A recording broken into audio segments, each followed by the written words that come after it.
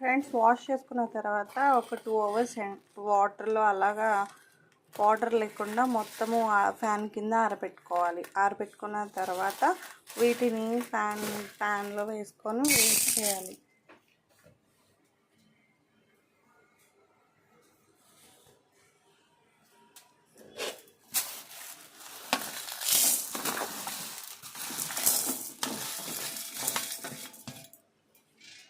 పెట్టుకొని లో ఫ్లేమ్లో ఫ్రై చేసుకోవాలి.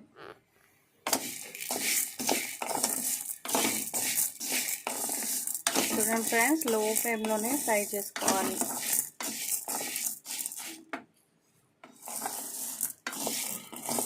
హైలో పెట్టుకోకూడదు, త్వరగా మాడిపోతాయి.